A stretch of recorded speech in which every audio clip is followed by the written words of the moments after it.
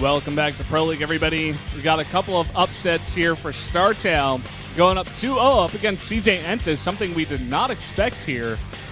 And it's turning into a bit of an exciting day, in fact.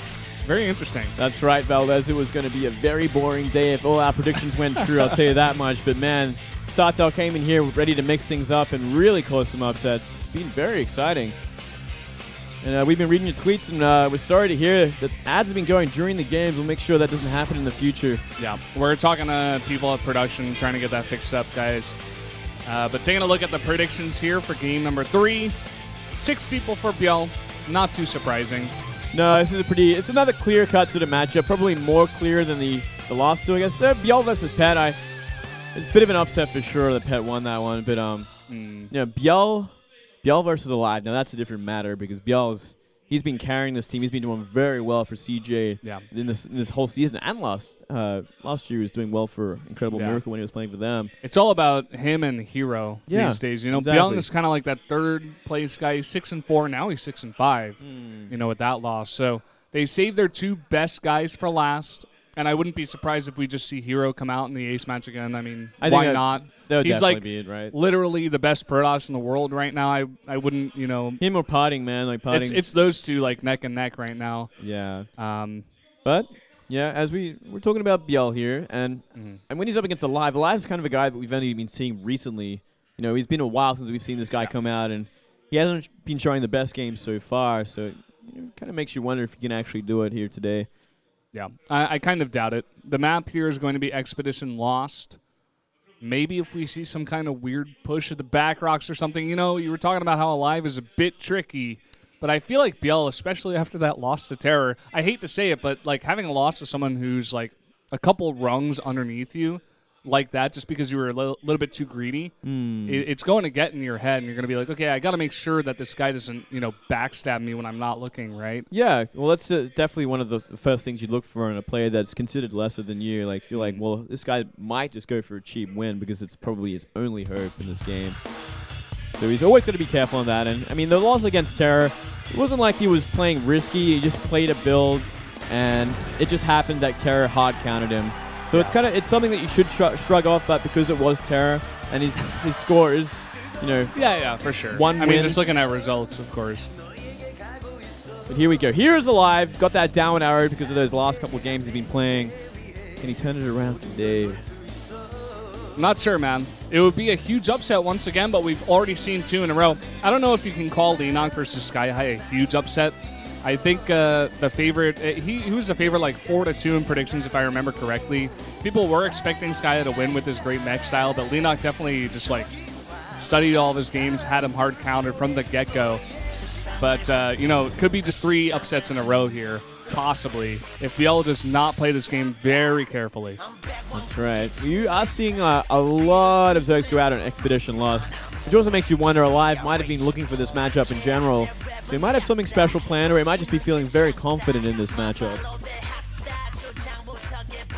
Would not be surprised. I think ByuL actually changed up his song here to one of the G-Dragon songs. Yeah, it's not too bad. Something a little bit dirtier, you know? Dirtier? Yeah, man. What do these lyrics say, Valdez? No. The lyrics are fine. It's just like, I don't know. Dirty beats, Moonglade. Dirty beats. All right. Those dang memes. We're going into game 3 here, guys. It's going to be aLive up against ByuL. Going into Expedition Lost. Let's jump into that game right now.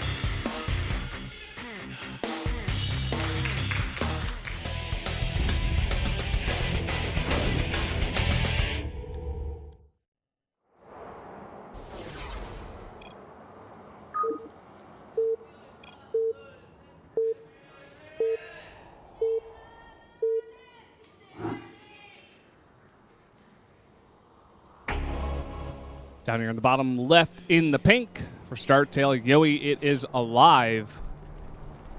And up here in the top right, it is ByuL for CJ. It's aLive. I just thought of that after I introduced aLive. That was pretty impressive, Valdez.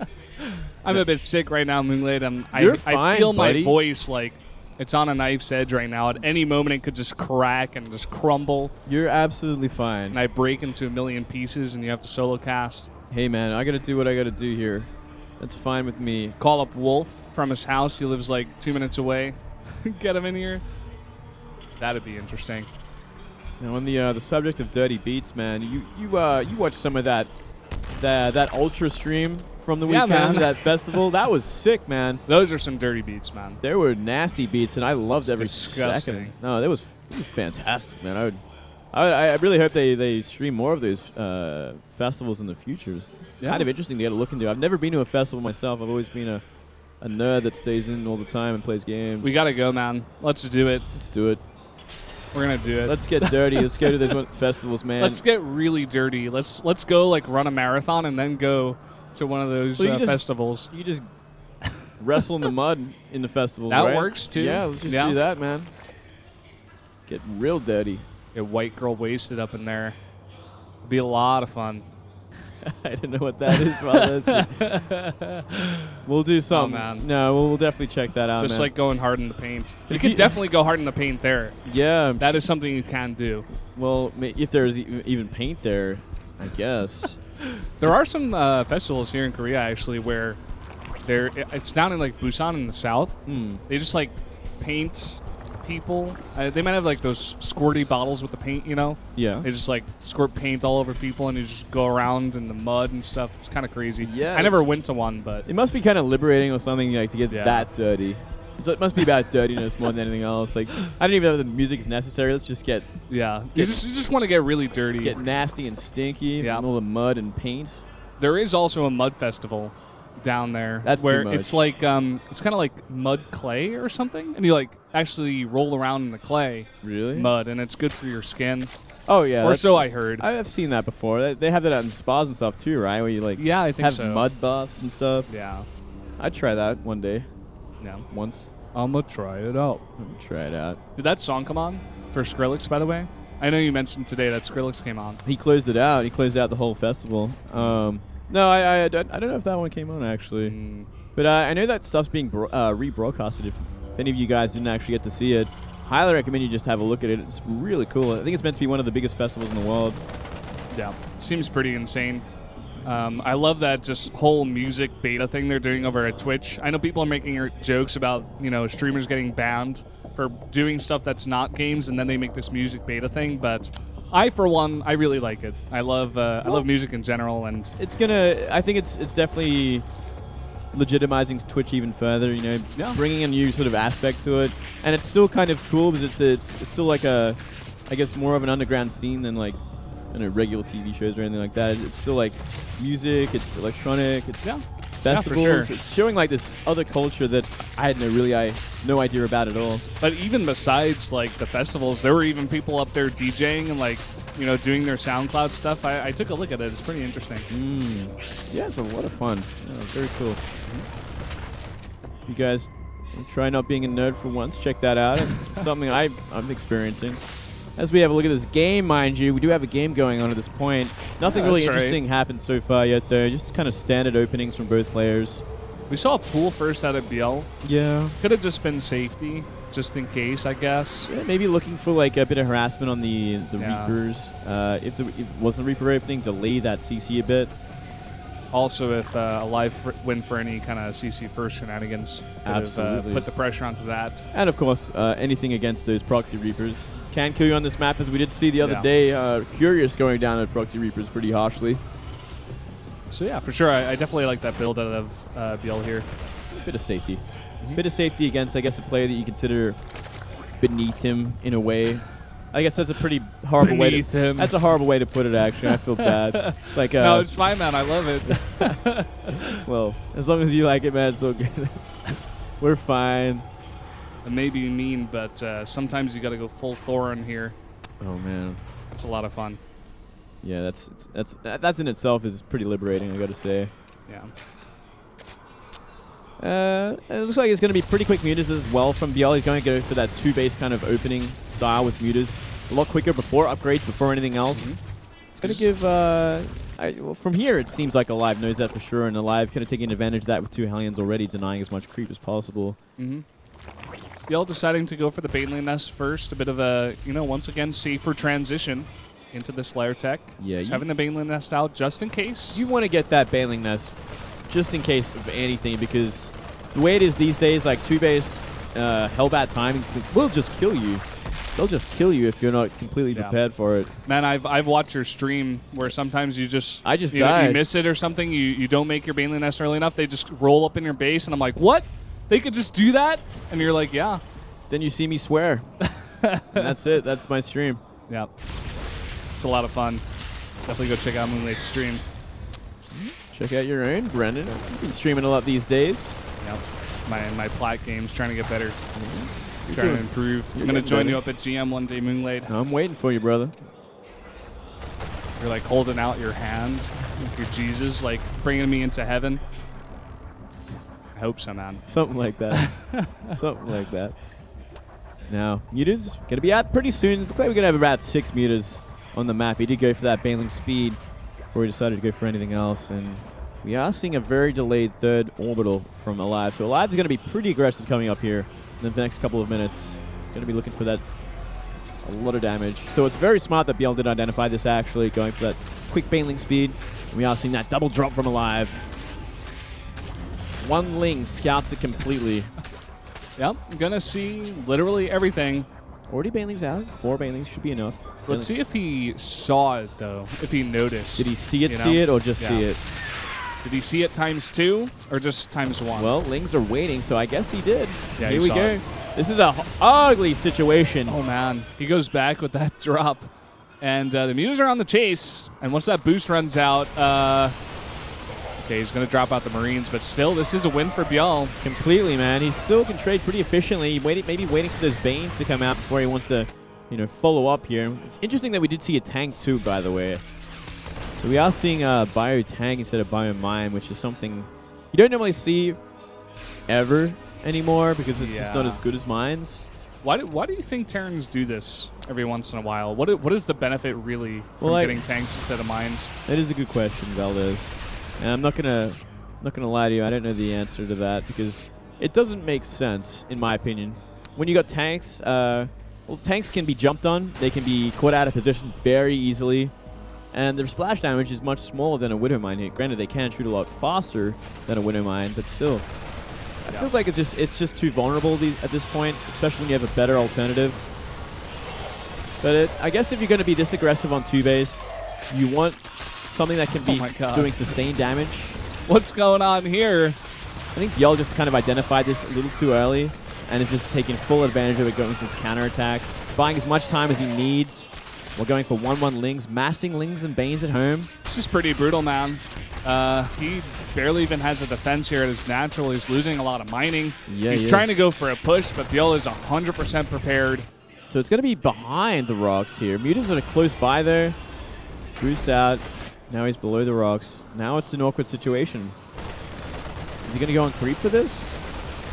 He's got to be careful with those Mutas. That's a lot of Marines with combat shields and stim. He's going to kill the rock tower, perhaps. Okay.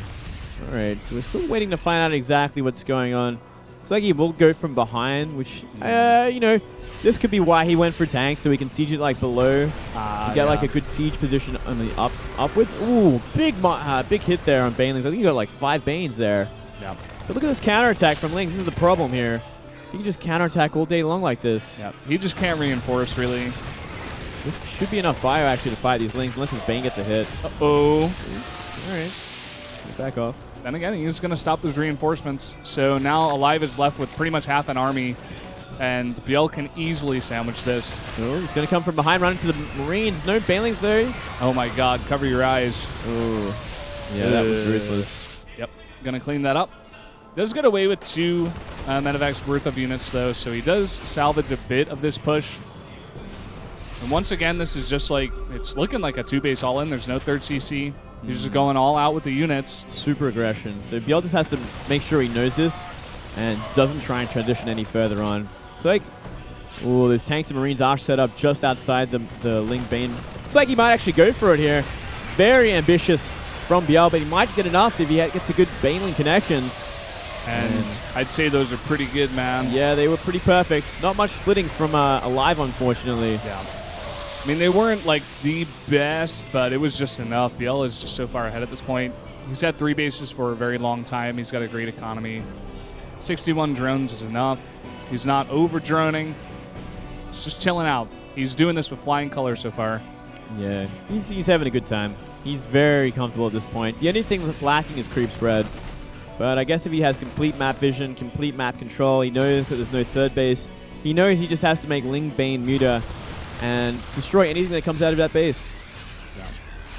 aLive does go over to that fourth base, but I'm not sure if he actually scouted it. Looks like he just wants to go for drone kills at the third for now. Well, he might actually try and cancel it, actually. He did scout just the edge of it, so he knows it's there, but it looks like he wants to go for drones instead. This could actually really put ByuL out of position. There's a really big drop. There's no defense right now. Some Lings are popping out, but that's a lot of Stim Marines. And one Muta trying to do the job does get taken out. But here we go. That will be enough to clean this up. But a really nice position here for the Marines, getting a pretty decent trade before they do back off.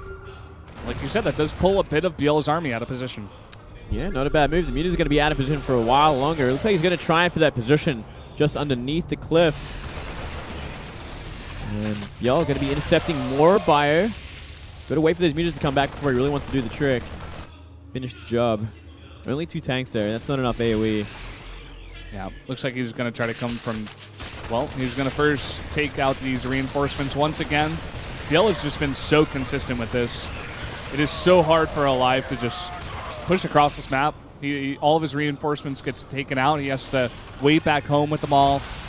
And these are a lot of Lings coming in here, actually. Some Banelings for the follow-up as well. All of the Mutas are here for support. Well, here we go. It's going to be sort of a base trade, except that there's a lot of Ling Bane in the main still. Oh, a big chunk of Marines going down to a few Banes as well. Yeah. aLive's base is in shamble. The natural is gone. He's going to try and do damage in this main base. But GG. nope. GG. ByuL identifying early enough that it was 2 base Terran and crushing it. To be honest, that's the kind of game I expected to see from the first 2 as well. But those other guys proving to be too good, providing some nice upsets. ByuL is going to bring it to game 4 for Hero. He's going to be going up against San, another guy who's got that downwards purple arrow. Hasn't been doing the best lately. Well, let's see what he can bring out here in PvP. Yeah, it's also an interesting matchup. It is an interesting matchup, and San does have what it takes to, take a best of 1, especially off one of these top Protoss players. No doubt about that. Should be pretty interesting. It's going to be on King Sejong Station, Hero's map, of course. He loves this map. He lives on this map in Pro League. Yeah, man. He'll face any race on this map, any day of the week. Best of 1, 3, 5, 7, whatever. I guess you can't really have more than a best of 1 on this one map. But regardless, my point still stands. He's good on the map. And let's see what he can do here up against San. But like I said before, Hero's kind of expected to come out and play really well. We could talk about this for days. We can go over his past replays for hours at a time. But I'm also really curious to see what San is going to bring out here in this PvP. He's got to know this is one of the best Protosses in the world, even in PvP. And he's got to have something prepared here for the map. Is he going to proxy? Is he going to play straight up? That's what I want to know, Moonglade. That is the question. It's pretty hard to be super aggressive on this map, I think. Obviously,